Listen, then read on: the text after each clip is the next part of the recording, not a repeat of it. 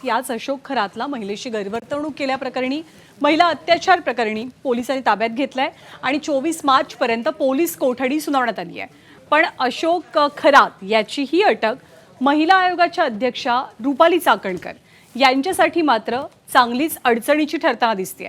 रुपाली चाकणकर यांनी राजीनामा द्यावा अशी मागणी त्यांच्याच पक्षातल्या रुपाली ठोंबरे यांच्यासह विरोधकांनी सुद्धा लावून धरलेली आहे।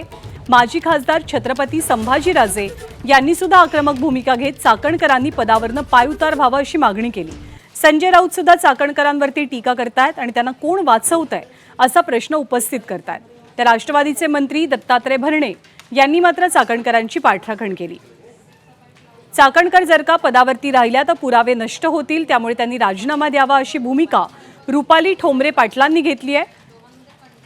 त्यामुळे आता हा पदावरनं निर्माण झालेला वाद कुठल्या टोकाला जातो हे पाहावं लागेल। मुख्यमंत्र्यांनी कठोर ते कठोर कारवाई याच्यावर करावी, सखोल चौकशी त्याच्यावर होणं गरजेचं आहे।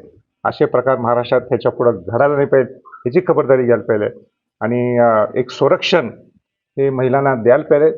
आणि म्हणून संरक्षण जर द्यायचं असेल तर महिला आयोगाचे अध्यक्षच ज्यांच्याशी त्यांचे कनेक्शन आहे त्याला पहिलं तुम्ही त्या पदावरनं तुम्ही काढून टाकावं, त्यांची चौकशी व्हावी आणि मग बघू। तो पण न थांबता ताबडतोब मुख्यमंत्र्यांनी हा निर्णय घ्यावा। रुपाली चाकणकरांचा काही दोष नाही। शेवटी माणूस आपला किती झाला तर हिंदू माणूस काढला आपल्याला एक काही असलं तर एक थोडं आपण रस्त्याने ते काय स्वतःहून गेलं, कुठं कार्यक्रमाच्या निमित्तानं गेले असतील, महाराजांचं दर्शन झालं असेल किंवा तिथं ते भेटले असतील किंवा त्यानंतर काय शेवटी आपण कोणाला तरी गुरु मानतो हे झालं असेल। त्यात रुपालीताई चाकणकरांचा कुठलाही दोष किंवा त्यात त्यांची कुठलीही चाकणकरताईंची चूक नाहीये। तर रुपाली चाकणकरांचे हा भोंदूबाबा अशोक खरात सोबतचे काही फोटो आहेत। या फोटोवरनं संजय राऊतांनी निशाणा साधलाय, तर नवनाथ बन यांनी संजय राऊतांना प्रत्युत्तर दिलेलं आहे। या ज्या महिला आयोगाच्या अध्यक्ष आहेत त्यांच्यावरती आतापर्यंत अशा प्रकारचे अनेक वेगवेगळ्या पद्धतीने आरोप झालेले आहेत, त्या वादग्रस्त आहेत। त्यांना कोण आणि का वाचवत आहे हे आता मला फार कोडं पडलेलं आहे। ज्याला अटक झाली आहे तो भोंदूबाबाने अनेक महिलांवर अत्याचार केले, बलात्कार केले, शोषण केलं आहे। त्या सर्व मराठी महिला आहेत अशी माझ्याकडे माहिती आहे। आणि तुम्ही त्यांच्या पायाचं तीर्थ प्राशन करण्यासाठी, पाद्यपूजन करण्यासाठी महाराष्ट्राचे मंत्री तिथे जातात, महिला आयोगाच्या तिथे प्रमुख जातात, आमदार जातात, सत्ताधारी पक्षाचे खासदार जातात। नाशिकमधल्या भोंदूबाबाला अटक करण्याचं काम पोलिसांनी केलंय, या सरकारने केलंय। कुठल्याही भोंदूबाबांना आणि महिलांचा अत्याचार करणाऱ्याला पाठीशी घालणारं हे सरकार नाही। नाशिकच्या भोंदूबाबाला बेड्या घालण्याचं काम देवेंद्रजी फडणवीस यांच्या पोलिसांनी केलंय। या प्रकरणामध्ये कुणीही दोषी असेल तर त्याला निश्चितपणे शिक्षा होणार। पोलिसांनी या प्रकरणात गांभीर्यानं कारवाई केली आहे। इथून पुढे देखील तो बाबा कुणाचेही लागेबांधे असले तरी त्याला सोडलं जाणार नाही। त्याच्यावर कडक कारवाई करण्यासाठी मुख्यमंत्री आणि गृहमंत्री असलेले देवाभाऊ सक्षम आहेत आणि ते निश्चितपणे कारवाई करतील। तर अशोक खरात प्रकरणावरनं राष्ट्रवादीच्याच नेत्या रुपाली ठोंबरे पाटील यांनी रुपाली चाकणकरांवरती निशाणा साधला आणि या प्रकरणाची चौकशी पूर्ण होईपर्यंत रुपाली चाकणकरांनी राजीनामा द्यावा अशी मागणी रुपाली ठोंबरे पाटलांची आहे। खरातच्या ट्रस्टवर खरातसह स्वतः राज्य महिला आयोगाच्या अध्यक्षा श्रीमती रुपाली निलेश चाकणकर आहे। त्या नराधमाची हिंमत वाढली, माझ्यासोबत राज्याच्या महिला आयोग आहेत, माझं कुणी वाकडं करू शकत नाही। त्यातनं राज्याच्या महिला आयोग त्यांच्यावर छत्री धरतायत। याचा अर्थ काय? राज्याच्या महिला आयोग त्यांचे पाय धुतायत। याचा अर्थ काय? तातडीने चाकणकर यांचा राजीनामा घेणं गरजेचं आहे। जर चाकणकरांना कुठे नैतिकता उरली असेल तर त्यांनी स्वतःहून राजीनामा द्यावा।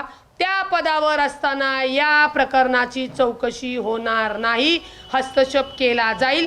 आम्हाला या गुन्ह्यामध्ये, कायद्यामध्ये कुणाचाही हस्तक्षेप नको आहे।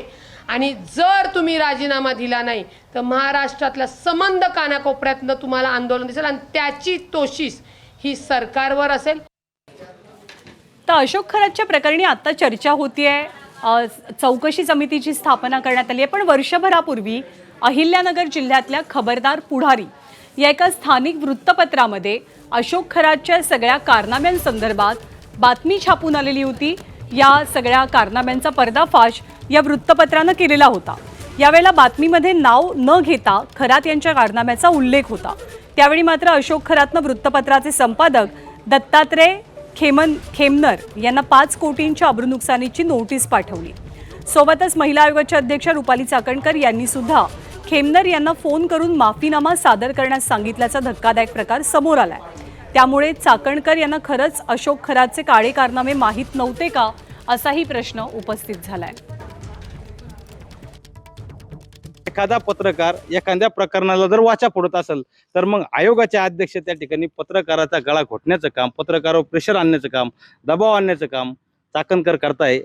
आणि कॅप्टन खरात यांनी तुम्हाला तारीख वेळ दाखवतो, तब्बल 5 कोटी रुपयाचा ह्या तारखेला त्यांनी 4/4/2025 रोजी दत्तात्रय खेमनर संपादक खबरदार पुढारी कॅप्टन अशोक खरात हा हे बघा या तुमच्या समोर दाखवतोय हा 5 कोटी रुपयाचा आकडा, 5 कोटी रुपयाची अब्रूनुकसानीची नोटीस मला त्या ठिकाणी दिली. मी तर सरकारला अशी विनंती करेन आणि ज्या महिला कॅप्टन खरातच्या ज्यांनी अत्याचार झाला आहे त्या महिलांनी समोर येऊन आता काही महिलांनी फिर्याद देणं गरजेचं आहे. तर अशोक खरात या भोंदूगिरी करणाऱ्या मांत्रिकाला काल पोलिसांनी अटक केली आणि या मांत्रिकानं गुंगीचं औषध देऊन एका महिलेवर बलात्कार केल्याप्रकरणी सरकारवाडा पोलीस स्थानकात गुन्ह्याची नोंद झाली. या भोंदूबाबाच्या अटकेनंतर त्याचे अनेक कारनामे उजेडात येऊ लागले. त्यातच त्याच्या अटकेचा थरार आणि पोलिसांनी बाळगलेली गुप्तता हा सुद्धा चर्चेचा विषय बनलेला आहे. कशी झाली या भोंदूबाबाला अटक आपण पाहूया. सरकारवाडा पोलिसात महिलेकडनं खरातच्या विरोधात अत्याचाराचा गुन्हा नोंदवला गेला. नाशिक पोलिसांच्या क्राईम ब्रांचनं खरातचं घर गाठलं, पण खरात पळून जाईल या शक्यतेमुळे पोलिसांनी एक प्रकारे बनाव रचला. खरातच्या घराच्या परिसरात चोर शिरल्याचं कारण पोलिसांनी दिलं आणि मग एक पथक खरातच्या घरात गेलं तर दुसरं पथक घराबाहेर पहारा देऊ लागलं.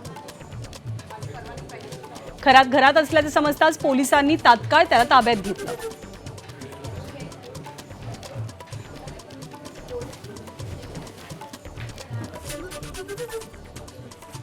आणि अशोक खरात महिला अत्याचार प्रकरणी मुख्यमंत्री देवेंद्र फडणवीसांनी 2 आठवड्यांपूर्वी या संपूर्ण कारवाई संदर्भातले आदेश दिल्याची माहिती सूत्रांकडून मिळाली आहे. मुख्यमंत्री आणि गृहमंत्री देवेंद्र फडणवीसांनी 2 आठवड्यांपूर्वी संबंधित प्रकरणामध्ये लक्ष घातलेलं. इतर कुणालाही करण्यापूर्वी या प्रकरणी पोलीस महासंचालकांशी बोलून त्यांनी कारवाईचे आदेश दिलेले. संबंधित प्रकरणाचं गांभीर्य ओळखून खरातवरती शक्य ती कडक कारवाई करण्याचे आदेश आहेत. या प्रकरणी सगळे महत्त्वाचे पुरावे, व्हिडिओ क्लिप्स या गोष्टी सुद्धा ताब्यात घेतल्या गेल्या आहेत.